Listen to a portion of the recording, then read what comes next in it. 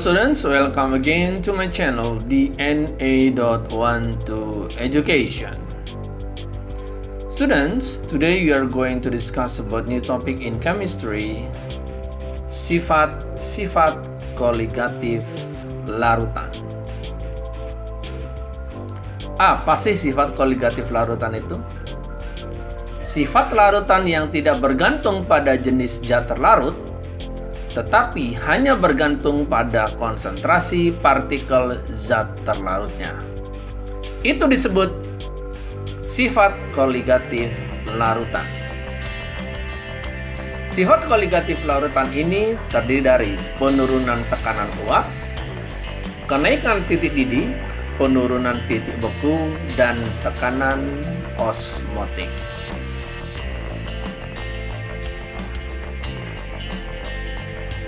Seri Kimia SMA.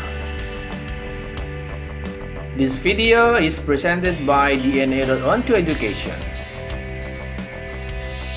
Seri Kimia SMA, larutan koligatif. Subtopik sifat-sifat koligatif larutan non-elektrolit. Bagian kedua.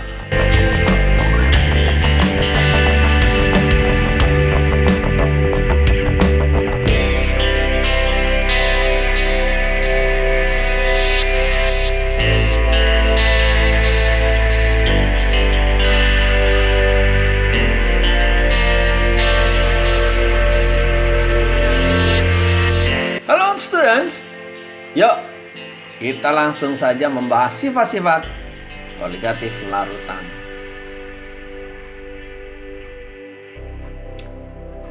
Sifat koligatif larutan, sifat yang hanya bergantung pada konsentrasi partikel zat terlarutnya.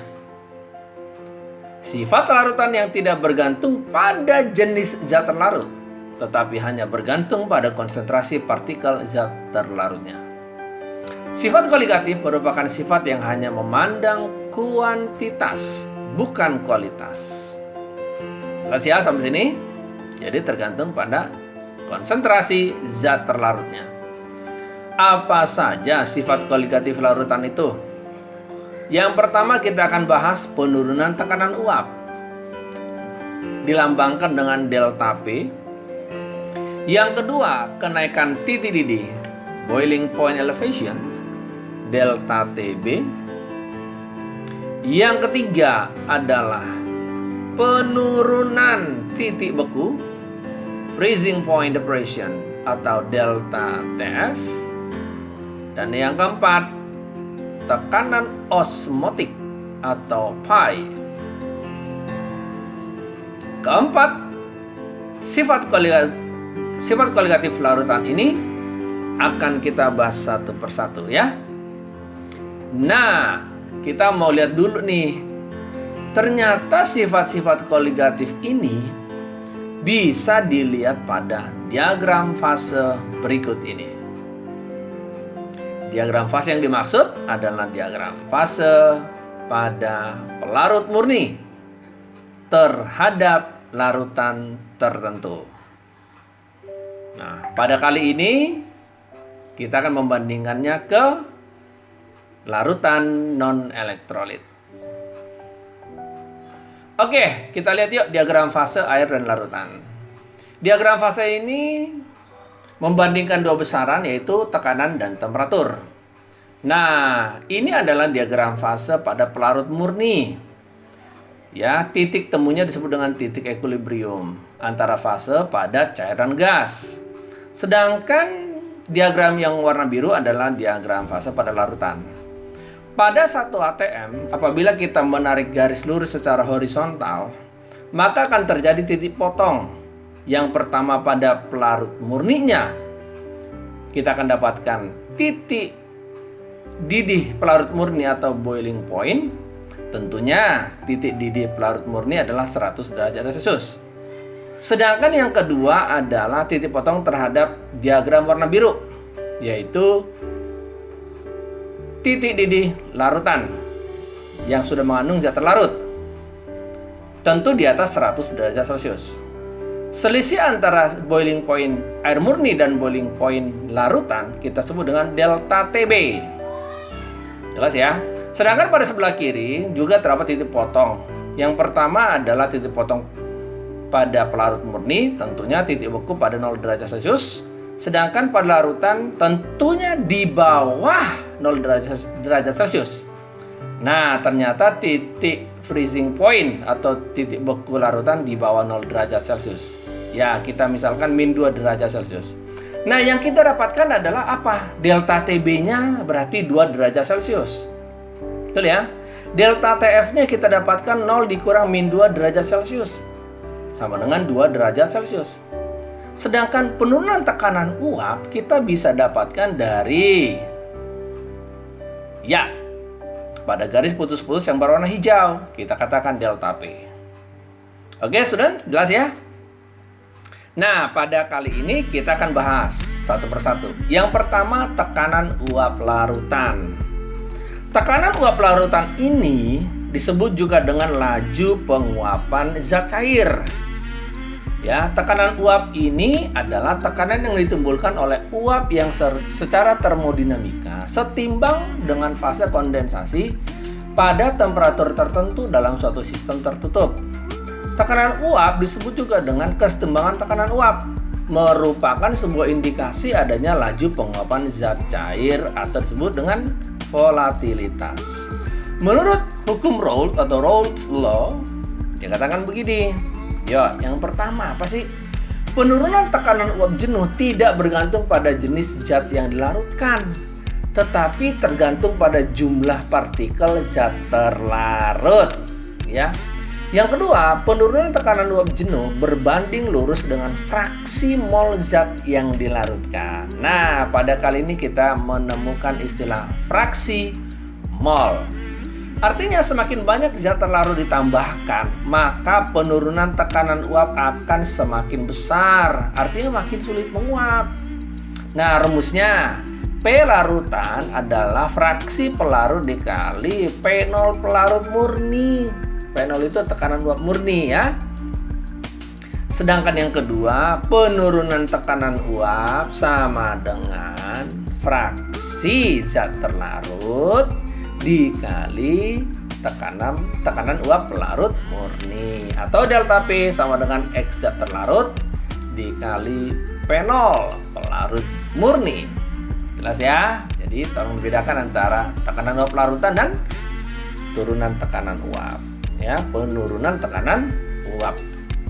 Oke, next. Kita mau bahas nih, tadi saya bahas tentang volatilitas. Apa sih hubungan volatilitas dengan tekanan uap larutan? Ya, kita bahas yuk satu persatu. Volatilitas adalah kecenderungan suatu zat untuk menguap. Artinya kalau dia semakin cepat menguap berarti volatilitasnya tinggi. Volatilitas, ya, sekali lagi kecenderungan suatu zat untuk menguap. Volatilitas berhubungan langsung dengan tekanan uap zat tersebut. Maksudnya apa sih? Pada suatu ruangan dengan suhu tertentu, sebuah zat dengan tekanan uap yang tinggi akan lebih mudah menguap daripada zat yang tekanan uapnya rendah. Itu jelas, oke? Nah, siapakah yang mempunyai volatilitas lebih tinggi? Yuk, sekarang kamu saja berpikir, siapa yang volatilitasnya lebih tinggi? Yang pertama, siapa yang volatilitas lebih tinggi? Bensin atau air? Semua orang pasti tahu ini, betul? Bensin yang kita biarkan dalam udara terbuka, tentu bensin akan lebih cepat menguap dibandingkan air. Yang kedua, bensin atau alkohol? Nah, kamu tahu kedua zat ini mudah menguap. Terus siapa yang mempunyai volatilitas lebih tinggi? Nanti kita tahu jawabannya setelah kamu memahami konsep penurunan tekanan uap. Apakah larutan dengan volatilitas tinggi sama dengan tekanan uap tinggi? Yuk, nanti kita lihat jawabannya setelah kita mempelajari tentang penurunan tekanan uap. Oke? Menurut hukum Raoult.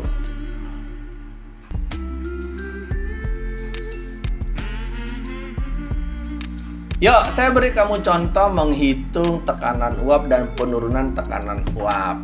Oke. Sebanyak 90 gram glukosa C6H12O6 dilarutkan dalam 750 gram air. Yuk kita lihat. Airnya 750 gram disebut dengan pelarut atau solvent. Lalu 90 gram C6H12O6 disebut dengan zat terlarut atau solut. Oke. Tentu menghasilkan larutan glukosa. Betul ya? Menghasilkan larutan glukosa. Larutan glukosa ini sebagai solution ya. Jelas ya? Larutan glukosa atau larutan C6H12O6. Terus apa yang kita lakukan pertama? Nah, perhatikan dulu pertanyaannya ya. Carilah tekanan uap larutan yang pertama. Yang kedua, carilah penurunan tekanan uap larutan. Diketahui P0 air adalah 30 mmHg. Yo, MR C6H12O6 adalah 180. Jelas ya? Yang pertama kita lakukan adalah menghitung mol masing-masing. Yang pertama mol zat terlarut, berarti gramnya glukosa dibagi MR. Kita dapatkan 90 per 180. Molnya glukosa adalah 0,5 mol. Yang kedua adalah mol zat pelarutnya, dalam hal ini adalah air, berarti gram H2O dibagi MR H2O. Kita dapatkan 750 gram per 18 gram per mol, kita dapatkan 41,67 mol. Nah, langkah kedua yang kita harus cari adalah, ya betul, menghitung fraksi mol masing-masing. Ya, menghitung fraksi mol masing-masing. Yang pertama, fraksi zat terlarut, artinya mol glukosa dibagi mol glukosa tambah mol air, sehingga fraksi zat terlarut kita dapatkan sebesar 0,0119. Jelas ya sampai di sini? Yuk kita lanjutkan untuk menyelesaikan soal ini ya. Tadi kita sudah menghitung fraksi mol zat terlarut. Sekarang kita akan menghitung fraksi mol pelarutnya. Oke, kita mudah saja menggunakan rumusnya. Kenapa? Fraksi zat terlarut ditambah fraksi zat pelarut sama dengan 1 atau 100%. Sehingga 0,0119 ditambah fraksi zat pelarut sama dengan 1. Maka secara aljabar kita akan mendapatkan fraksi zat pelarutnya adalah 0,9881. Jelas ya? Nah, sekarang kita baru menghitung tekanan uap larutan. Oke, menghitung tekanan uap larutan. P larutan sama dengan fraksi pelarut dikali P0 pelarut murni. Oke, kita langsung masukkan saja. Tadi fraksi pelarut berapa ya? Yo, fraksi pelarut yang sudah kita temukan 0,9881. Berapa P0 pelarut murninya? 30 mmHg. Yuk kita langsung kali, kita temukan tekanan uap larutan adalah 29,643 mmHg. Oke. Sekarang kita menghitung penurunan tekanan uap. Seberapa besar sih penurunan tekanan uapnya? Yuk, delta P sama dengan fraksi zat terlarut dikali P0 pelarut murni sama dengan 0,119 dikali 30 mmHg sebagai P0 pelarut murni. Oke. Nah, penurunan tekanan uap kita dapatkan sebesar 0,357 mmHg. Jelas ya? Gampang ya? Yuk, kita masuk kenaikan titik didih atau boiling point elevation. Satu hal yang harus kamu tahu, suatu larutan dapat mendidih karena temperaturnya pada kondisi ketika tekanan uapnya sama dengan tekanan eksternal. Hal yang menyebabkan penurunan tekanan uap larutan adalah keberadaan zat terlarut non-volatil. Oke, ingat, untuk air titik didihnya 100 derajat Celcius. Artinya adalah adanya zat terlarut menyebabkan kenaikan titik didih atau delta TB. Nah, ternyata rumus delta TB adalah KB dikali M. Ingat, delta TB atau kenaikan titik didih adalah KB dikali M. KB adalah konstanta kenaikan titik didih, molal. Sedangkan M adalah molal zat terlarut. Perlu kalian ketahui bahwa delta TB adalah TB larutan dikurang 100 derajat Celcius. Yuk kita perhatikan diagram fase berikut ini, tekanan terhadap temperatur. Seperti yang saya sebutkan, ini adalah diagram fase pelarut murni. Pada kondisi sebelah kiri adalah fase padat, atas fase cair, yang bawah adalah fase gas. Titik pertemuan ketiga fase ini disebut dengan titik equilibrium. Sedangkan yang berwarna biru adalah diagram fase larutan. Ketika kita tarik garis lurus secara horizontal, maka kita menemukan titik potong pada diagram pelarut murni yang ungu, yaitu TB-nya 100 derajat Celcius. Sedangkan titik potong pada yang warna biru atau larutan, TB-nya di atas 100 derajat Celcius. Nah, kita anggap TB air murni adalah 100 derajat Celcius dan TB dari larutan di atas 100 derajat Celcius. Misalkan 102 derajat Celcius. Maka delta TB-nya adalah 2 derajat Celcius. Jelas ya? Oke. Kita masuk ke topik berikutnya ya. Oke. Nah, topik berikutnya adalah mengenai penurunan titik beku atau freezing point depression. Ya. Titik beku dari suatu larutan adalah temperatur di mana tekanan uap larutan sama dengan tekanan uap pelarut murni. Oleh karena penurunan tekanan uap larutan dari tekanan uap pelarut, larutan membeku pada temperatur yang lebih rendah dibandingkan titik beku pelarut murni, yaitu 0 derajat Celcius. Artinya adalah adanya zat terlarut menyebabkan penurunan titik beku atau disebut dengan delta TF. Delta TF sama dengan KF dikali M. Ulangi, delta TF adalah KF dikali M. KF konstanta penurunan titik beku molal, sedangkan M adalah molal zat terlarut. Jelas ya? Yuk kita perhatikan kembali diagram fase pelarut murni terhadap larutan. Ya, seperti biasa, ini adalah diagram fase pelarut murni. Pada kondisi sebelah kiri padat, yang atas cair, yang bawah adalah gas. Titik temunya disebut titik equilibrium. Oke, jelas. Sedangkan yang berwarna biru adalah diagram fase untuk larutan. Ketika kita tarik garis lurus secara horizontal pada 1 atm, kita akan menemukan 1.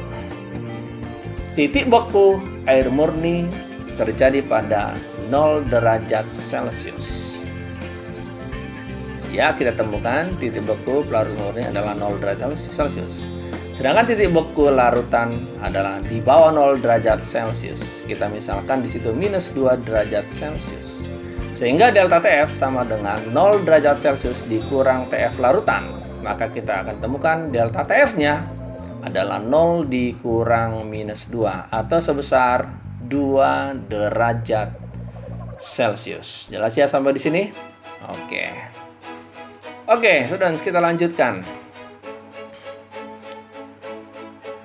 Nah, untuk memahami tentang kenaikan titik didih atau dan penurunan titik beku, kita bahas 1-2 soal ya. Yuk kita lihat contoh soal. Glikol dengan MR62 digunakan sebagai anti beku dalam air pendingin radiator kendaraan bermotor dari beriklim dingin. Oke, titik bekunya min 10 derajat Celcius, maka ke dalam 1 liter air harus ditambahkan glikol sebanyak berapa gram? Yuk, informasi apa yang kita dapatkan? Yang pertama adalah kita akan mendapatkan beberapa data. Massa zat terlarut adalah X gram. Massa zat pelarut adalah 1 liter atau kita anggap 1000 gram karena rohnya 1. Delta TF adalah 0 dikurang min 10 sama dengan 10 derajat Celcius. KF 1,8 dan MR 62. Ditanya massa zat glikol. Nah, ini berhubungan dengan penurunan titik beku. Yuk kita proses dengan menggunakan rumus delta TF. Ya, yuk kita proses. Delta TF sama dengan KF dikali M. Ya. Kita masukkan delta TF adalah 10 derajat Celcius. Dan KF-nya 1,8 dikali molal yang tidak kita ketahui. Maka secara aljabar kita akan menemukan molal sama dengan 5,555 molal. Lalu langkah selanjutnya adalah memunculkan rumus molal. Molal sama dengan gram zat terlarut dibagi MR kali 1000 per gram pelarut. Kita masukkan molalnya 5,555, lalu X per 62 dikali 1000 per 1000. Dengan cara aljabar kita temukan X sama dengan 344,44 gram. Oke, jadi kita temukan massa zat terlarut adalah 344 gram. Jadi jatuh pilihan pada opsi B. Jelas ya sampai sini? Yuk kita lihat contoh soal berikutnya ya biar lebih jelas. Yuk kali ini saya akan berikan kamu 2 contoh lagi. 3 gram zat X dilarutkan dalam 100 gram benzen menghasilkan kenaikan TDD sebesar 0,54. Oke, TDD molal atau KB-nya 2,7. Yuk diketahui M zat terlarut 3 gram, massa zat pelarut 100 gram, delta TB 0,54, KB-nya 2,7. Ditanya berapakah MR zat X tersebut? Yuk kita jawab. Delta TB sama dengan KB dikali M. Ingat delta TB kenaikan TDD 0,54 sama dengan 2,7 kali M. Sehingga kita temukan molalnya adalah 0,2 molal. Yuk kita kembali memunculkan rumus molal. Molal sama dengan gram zat terlarut per mr kali 1000 per gram pelarut. Berarti 0,2 sama dengan 3 per mr kali 1000 per 100. Sehingga kita temukan mr-nya adalah 150 gram per mol. Oke students, ya sangat gampang ya. Jadi jawabannya opsinya jatuh ke pilihan E. Sedangkan soal nomor 2, 20 gram zat non elektrolit dalam 1 liter air, Rho-nya 1 gram per mililiter, mendidih pada 100,052. Oke, berarti massa zat terlarut 20 gram, massa zat pelarut 1 liter atau 1000 gram. Delta TB sama dengan TB larutan dikurang 100 derajat Celcius, ditemukan 0,052. Nah, delta TB sama dengan KB kali M. Kita masukkan delta TB-nya 0,052 sama dengan 0,52 kali M. Sehingga kita temukan molalnya 0,1 molal. Kita munculkan kembali molal adalah gram zat terlarut per mr kali 1000 per gram pelarut. 0,1 sama dengan 20 mr kali 1000 per 1000. Sehingga kita temukan mr sama dengan 200 gram per mol. Oke, jelas ya?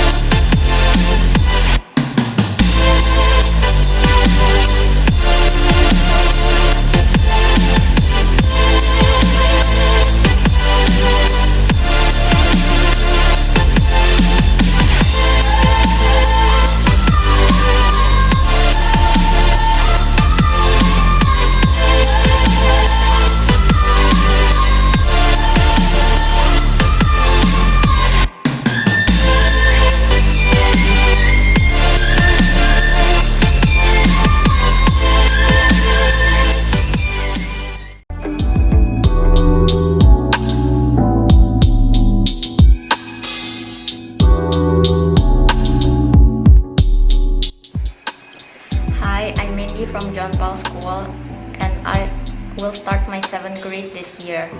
I've joined QPC course since January 2020 with Mr. Jasper as my course tutor.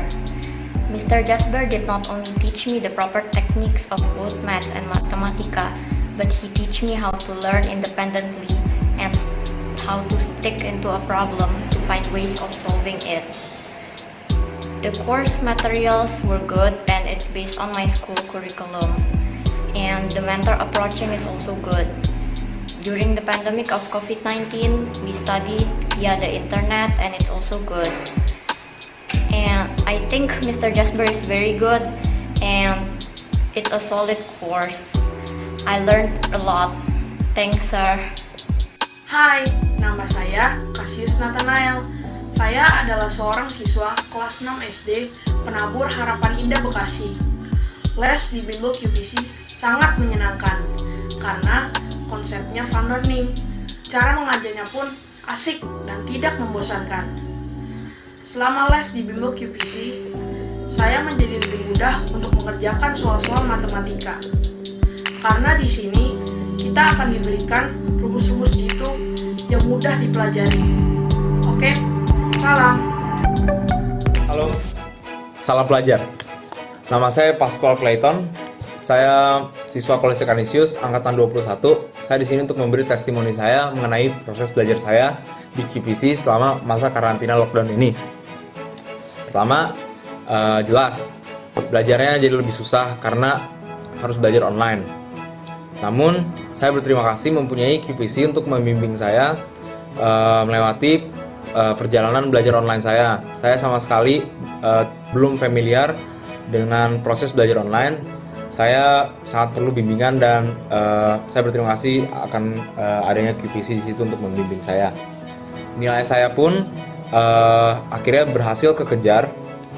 Nilai saya yang 60 menjadi nilai 80 dan nilai saya yang 80 menjadi nilai 90. Itu adalah mata pelajaran IPA tuh. Jadi selama proses belajar online ini akhirnya kekejar juga nilai saya. Itu in part sangat besar karena bimbingan Sir Jasper dan QPC.